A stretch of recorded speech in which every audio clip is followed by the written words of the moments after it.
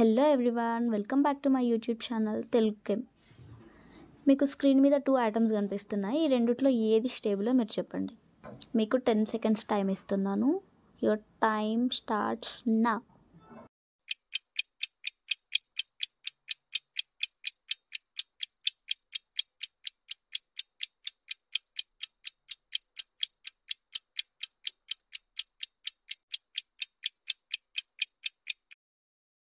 The answer is second one. ఎందుకు? Octet rule ఏం చెప్తుంది? According to the octet rule, the atom which possess 8 electrons in the outermost shell is considered as stable. ఏ ఆటంలో అయితే last షెల్లో, that is the nth షెల్లో ns2 np6 configuration ఉంటుందో it is considered to be stable. ఇక్కడ first ఎగ్జాంపుల్లో మనకు last షెల్లో ఎన్ని ఎలక్ట్రాన్స్ ఉన్నాయి? 4 electrons ఉన్నాయి. అండ్ ద సెకండ్ ఎగ్జాంపుల్లో మనకు ఎన్ని ఉన్నాయి? 8 electrons ఉన్నాయి. So the second one is stable according to the octet rule. ఇప్పుడు స్క్రీన్ మీద ఉన్న 2 ఎగ్జాంపుల్స్ని చూడండి. ఇప్పుడు ఈ 2 ఎగ్జాంపుల్స్ని చూడండి. రెండిట్లో ఏది స్టేబుల్ అనుకుంటున్నారు మీరు? ఫస్ట్ వన్లో అవుటర్ మోస్ట్ షెల్లో 2 electrons ఉన్నాయి మనకి. అండ్ సెకండ్ ఎగ్జాంపుల్లో మనకు అవుటర్ మోస్ట్ షెల్లో 8 electrons ఉన్నాయి. ఏది stable? According to the octet rule we know that 8 electrons ఉంటే లాస్ట్ షెల్లో అది స్టేబుల్ అని. దీన్నే మనం ఆక్టేట్ రూల్ అంటాం.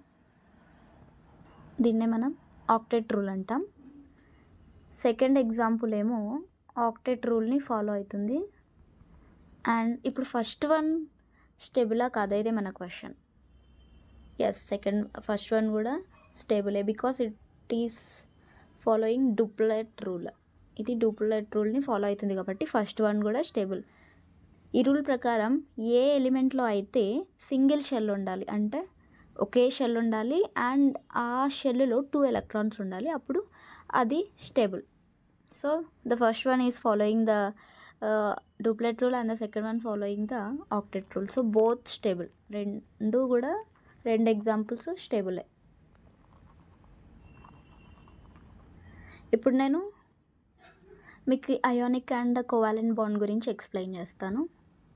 సో ప్రతి ఎలిమెంట్ అనేది లాస్ట్ షెల్లో 8 electrons తెచ్చుకోవడం కోసమే కెమికల్ రియాక్షన్స్లో ఇన్వాల్వ్ అవుతుంది.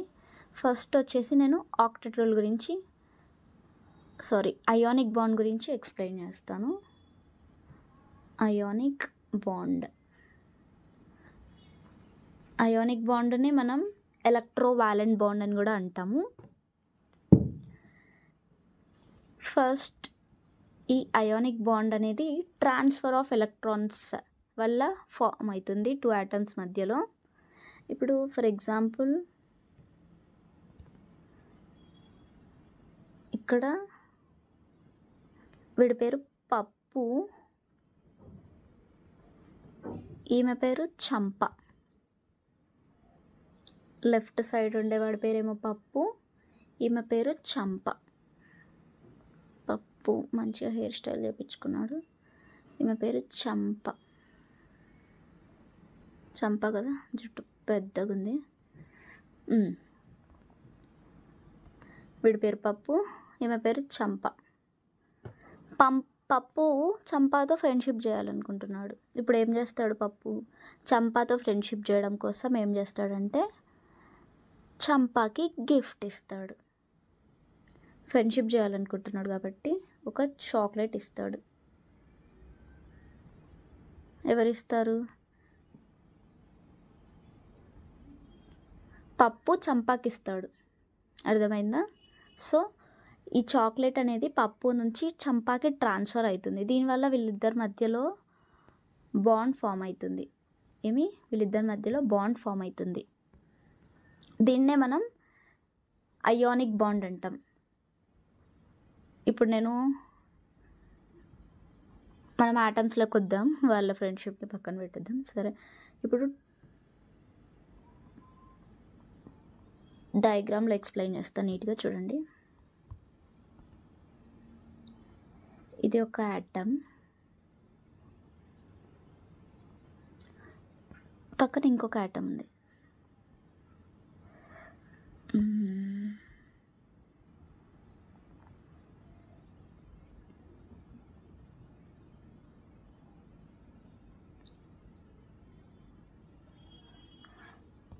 ఫస్ట్ షెల్లో 2 ఎలక్ట్రాన్స్ ఉన్నాయి. I don't want make it messy. So దీంట్లో 2 ఎలక్ట్రాన్స్ ఉన్నాయి, దీంట్లో 8 ఎలక్ట్రాన్స్ ఉన్నాయి. లాస్ట్ షెల్లో 1 ఎలక్ట్రాన్ ఉంది ఈ ఫస్ట్ ఎగ్జాంపుల్లో. ఈ సెకండ్ ఎగ్జాంపుల్లో ఫస్ట్ షెల్లో దీని కెపాసిటీ 2, 2 ఫిల్ అయిపోయిన తర్వాత సెకండ్ షెల్లోకి వస్తాయి ఎలక్ట్రాన్స్. దీంట్లో 8, సెకండ్ షెల్లో 8 ఫిల్ అయిపోయినాయి. దీంట్లో కూడా ఫిల్ అయిపోయిన తర్వాత థర్డ్ షెల్లోకి వస్తాయి. దీంట్లో ఎన్ని ఉన్నాయంటే 7 ఎలక్ట్రాన్స్ ఉన్నాయి. 4, 5, 6, 7 కరెక్టేనా? ఎస్, 7 ఉన్నాయి. ఇప్పుడు ఆక్టేట్ రూల్ ప్రకారం ఏ ఎలిమెంట్లో అయితే 8 ఎలక్ట్రాన్స్ ఉంటాయో లాస్ట్ షెల్లో అది కన్సిడర్డ్ అస్ స్టేబుల్. కాబట్టి ఇప్పుడు ఈ రెండిటికి 8 ఎలక్ట్రాన్సే ఉండాలి.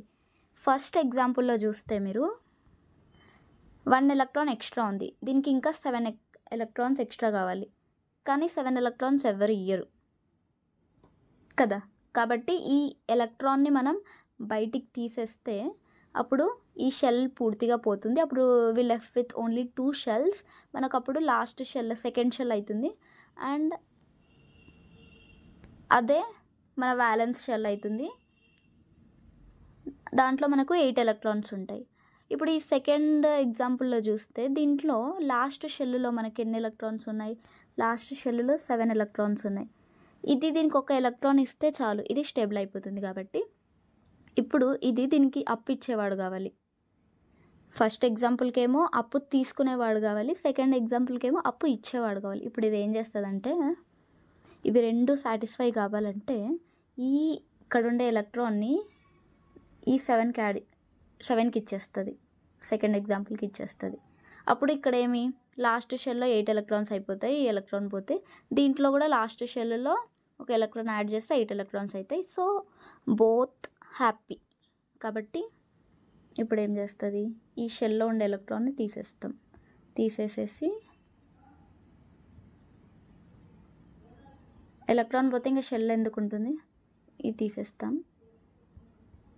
తీసేసి కొత్త ఎలక్ట్రాన్ని దీంట్లో యాడ్ చేస్తాం. అంతేనా? ఇప్పుడేమి దీంట్లో టోటల్ మనకు 8 ఎలక్ట్రాన్స్ అయినాయి.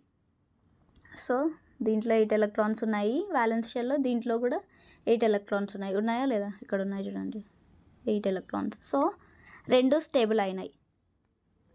ఈ ఎలిమెంట్స్ ఏవో గుర్తుపెట్టినారా? దీని కన్ఫిగరేషన్ ఫస్ట్ ఎలిమెంట్ ఏమో sodium and the second one is chlorine.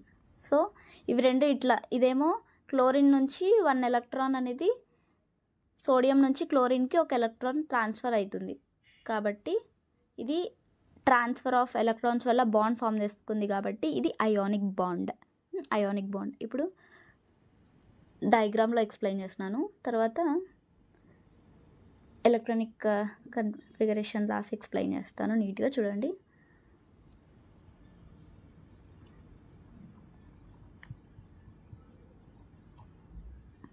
Sodium configuration ఏమి?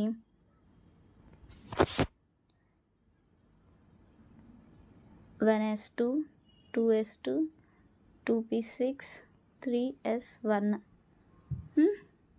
3s1). ఇది తీసేస్తే మనకేమి, ఇది 8 ఎలక్ట్రాన్స్ అయిపోతాయి. అండ్ క్లోరిన్లో కూడా అంతే.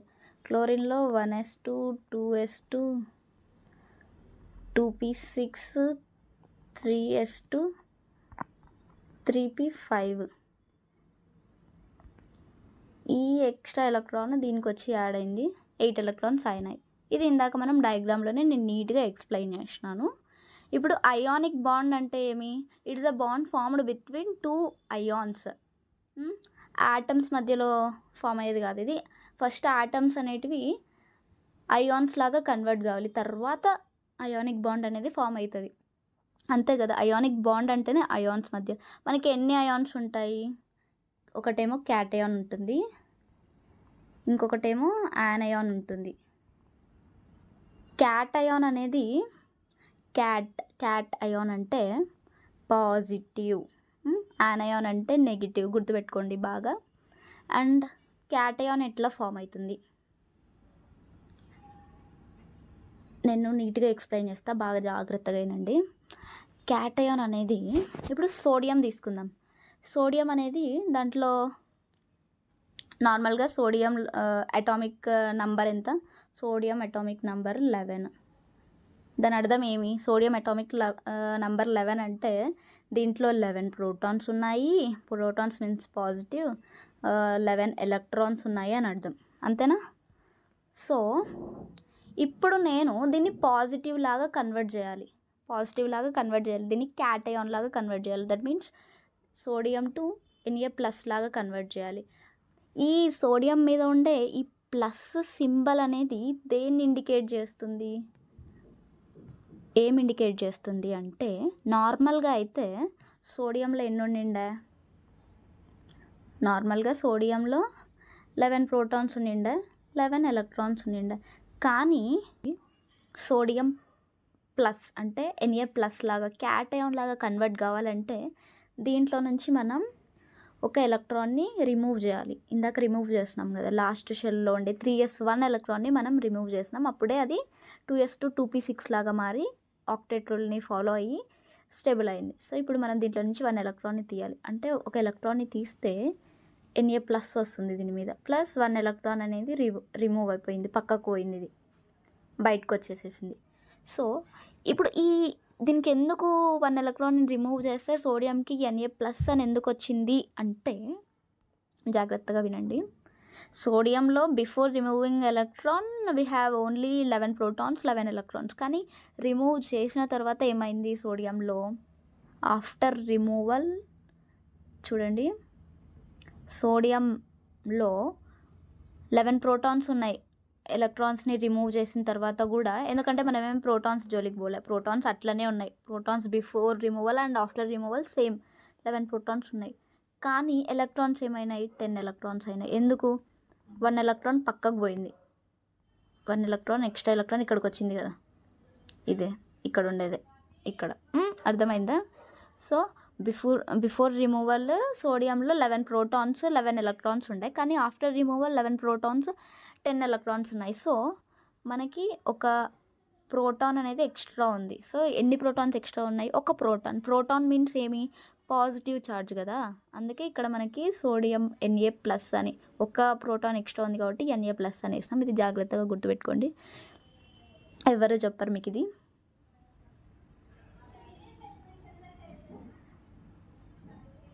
తర్వాత ఇప్పుడు క్యాటయాన్ ఎట్లా ఫామ్ అయిందో అర్థమైంది కదా. ఇప్పుడు యానయాన్ ఎట్లా ఫామ్ అవుతుందో ఎక్స్ప్లెయిన్ చేస్తాను, నీట్గా జాగ్రత్తగా వినండి. యానయాన్ అనేది క్లోరిన్ నుంచి ఫామ్ అవుతుంది. క్లోరిన్ అనేది ఒక ఎలక్ట్రాన్ని తీసుకొని 1 ఎలక్ట్రాన్ని యాడ్ చేస్తే అప్పుడు మనకి Cl- అనేది ఫామ్ అవుతుంది. ఇది కూడా అంతే సేమ్. దీనికి బిఫోర్ రిమూవల్ దీని atomic number 17. Atomic number means దాంట్లో 17 ప్రోటాన్స్ అండ్ 17 ఎలక్ట్రాన్స్ ఉన్నాయని అర్థం. సో 17 ప్రోటాన్స్ 17 ఎలక్ట్రాన్స్ ఉండే బిఫోర్ యాడింగ్ 1 ఎలక్ట్రాన్. తర్వాత 1 ఎలక్ట్రాన్ యాడ్ చేసిన తర్వాత ఏమైంది? 1 ఎలక్ట్రాన్ యాడ్ చేసినాం కదా ఇక్కడ. 1 ఎలక్ట్రాన్ యాడ్ చేసిన తర్వాత ఏమైంది? దీంట్లో ఆఫ్టర్ యాడింగ్ 17 ప్రోటాన్సే ఉన్నాయి, కానీ ఎలక్ట్రాన్స్లో చేంజ్ అయింది. 17 ఎలక్ట్రాన్స్ కాస్త 18 ఎలక్ట్రాన్స్ అయింది. సో ఇప్పుడు ఏవి ఎక్కువ ఉన్నాయి? 17 ప్రోటాన్స్ 18 ఎలక్ట్రాన్స్, అంటే 1 ఎలక్ట్రాన్ ఎక్సెస్ ఉంది. కాబట్టి ఏమైంది ఇక్కడ? మనం నీట్గా క్యాన్సిల్ చేస్తే 17 ప్రోటాన్స్ 17 ఎలక్ట్రాన్స్ క్యాన్సిల్ అయిపోతాయి, ఒక ఎలక్ట్రాన్ అనేది ఎక్స్ట్రా అయింది. ఈ 1 ఎక్స్ట్రా ఎలక్ట్రాన్ అనేది ఎలక్ట్రాన్ ఛార్జ్ మైనస్ కాబట్టి క్లోరిన్ మీద ఒక ఎలక్ట్రాన్ అనేది ఎక్స్ట్రా ఛార్జ్ అనేది వేసినాం. అర్థమైందా? అందుకే దీనికి అడిషన్ ఆఫ్ ఎలక్ట్రాన్స్ చేస్తే మనకు అందుకే పైన మైనస్ సైన్ వస్తుంది. అర్థమైందని అనుకుంటున్నాను. ఇప్పుడు మనకి క్యాటయాన్ ఫామ్ అయింది, యానయాన్ ఫామ్ అయింది. Cation means positive charged ion, anion అంటే నెగిటివ్లీ ఛార్జ్డ్ అయాన్. ఇప్పుడు ఈ నార్మల్గా మనకి అందరికీ తెలుసు, మనందరికీ positive and negative always attract each other. ఈ రెండిటికి మధ్యలో అట్రాక్షన్స్ ఉంటాయి, అంతేనా. ఫస్ట్ ఆటమ్స్ అనేటివి ఇక్కడ మనకి సోడియం క్లోరిన్ అనేది ఆటమ్స్ అనేటివి అయాన్స్ లాగా కన్వర్ట్ అయ్యి ఈ అయాన్స్కి మధ్యలో ఉండే మధ్య బాండ్ ఫామ్ అవుతుంది కాబట్టి it is considered as ionic bond or electrovalent bond. ఇప్పుడు సోడియం అనేది 1 ఎలక్ట్రాన్ని రిమూవ్ చేసి Na+ లాగా కన్వర్ట్ అయింది, ప్లస్ 1 ఎలక్ట్రాన్ ఇచ్చింది. తర్వాత క్లోరిన్ అనేది ఇక్కడ ఇచ్చిన ఎలక్ట్రాన్ని తీసుకొని 1 ఎలక్ట్రాన్ని తీసుకొని ఇది Cl- లాగా కన్వర్ట్ అయింది. అర్థమైందా? ఇప్పుడు ఈ Na+కి ఈ Cl- ఇవే కదా తర్వాత ఫామ్ అయినది. ఈ రెండుకి మధ్య Na++కి Cl- మధ్యలో ఫామ్ అయ్యి బాండ్ ఫామ్ అయ్యి NaCl అనేది ఫామ్ అవుతుంది. ఎందుకు? ఇది పాజిటివ్, ఇది నెగిటివ్. క్యాటయాన్కి యానయాన్కి మధ్యలో ఫోర్సెస్ ఉంటాయి, ఫోర్స్ ఆఫ్ ఎలక్ట్రోస్టాటిక్ ఫోర్సెస్ ఉంటాయి. ఈ ఎలక్ట్రోస్టాటిక్ ఫోర్సెస్ వల్ల ఇవి రెండు బాండ్ ఫామ్ చేసుకొని సోడియం క్లోరైడ్ అనేది ఫామ్ అయింది. As simple as that. అర్థమైందని అనుకుంటున్నాను. తర్వాత మీకు ఇప్పుడు ఇది అయానిక్ బాండ్ అన్నిట్లో ఇట్లానే ఫామ్ అవుతుంది. ఇంకొక ఎగ్జాంపుల్ చెప్తాను. ఈసారి డయాగ్రామ్ అదంతా వేయను, ఊరికే డైరెక్ట్గా సింపుల్గా చెప్తాం. Calcium chloride. Second example calcium chloride. మనకి ఇక్కడ 1 కాల్షియం ఉంది, 2 క్లోరిన్స్ ఉన్నాయి, అంతేనా. 1 కాల్షియం ఉంది, 2 క్లోరిన్స్ ఉన్నాయి. ఇప్పుడు 1 కాల్షియంకి 2 ఎలక్ట్రాన్స్ రిమూవ్ చేస్తాం, 2 ఎలక్ట్రాన్స్ని రిమూవ్ చేస్తాం. 1 కాల్షియం అనేది మనకు 2 ఎలక్ట్రాన్స్ని ఇస్తుంది. 1 క్లోరిన్ అనేది 1 ఎలక్ట్రాన్ని యాక్సెప్ట్ చేస్తుంది. ఇక్కడ 2 క్లోరిన్స్ ఉన్నాయి కాబట్టి 2 ఎలక్ట్రాన్స్ని యాక్సెప్ట్ చేస్తుంది. ఈ 2 క్లోరిన్స్ కలిపి ఈ ఒక్కదాని నుంచి వచ్చిన కాల్షియం ఇచ్చే 2 ఎలక్ట్రాన్స్ని యాక్సెప్ట్ చేస్తుంది. నీట్గా వేస్తాను చూడండి. ఫస్ట్ కాల్షియం అనేది ఎలక్ట్రాన్ని లూజ్ అయ్యి 2 ఎలక్ట్రాన్స్ని ఇచ్చేస్తుంది ఇది. So that it will get organ configuration వస్తుంది. దానికి 1s2 2s2 2p6 3s2 3p6 వస్తుంది. 2 ఎలక్ట్రాన్స్ని ఇచ్చేస్తుంది. అప్పుడు 2 ఎలక్ట్రాన్స్ని ఇచ్చేస్తుందా. తర్వాత క్లోరిన్ అనేది ఒక్క క్లోరిన్ గురించి మాట్లాడదాం. క్లోరిన్ అనేది 1 ఎలక్ట్రాన్ని తీసుకుంటుంది, అంతేనా. క్లోరిన్ అనేది 1 ఎలక్ట్రాన్ని తీసుకొని Cl- లాగా కన్వర్ట్ అవుతుంది. కానీ ఇక్కడ 2 క్లోరిన్స్ ఉన్నాయి కాబట్టి ఏమవుతుంది, ఇది ఇచ్చే 1 ఎలక్ట్రాన్ ఒక క్లోరిన్ తీసుకొని Cl- అయింది. ఇంకొక క్లోరిన్ ఉంది కాబట్టి 2 వేసినాను. ఈ 2 ఎలక్ట్రాన్స్ని తీసుకొని 2 Cl- లాగా కన్వర్ట్ అయింది. ఇప్పుడు ఈ Ca2+ ఈ 2 Cl- ఇవి రెండు కలిసి బాండ్ ఫామ్ చేసుకుంటాయి, అంతే. ఇవి రెండు కలిసి బాండ్ ఫామ్ చేసుకొని CaCl2 కాల్షియం క్లోరైడ్ అనేది ఫామ్ అవుతుంది. ఈ పాజిటివ్ క్యాటయాన్కి నెగిటివ్లీ చార్జ్డ్ యానయాన్కి మధ్యలో ఫోర్స్ ఆఫ్ అట్రాక్షన్స్ వల్ల ఇవి రెండు బాండ్ ఫామ్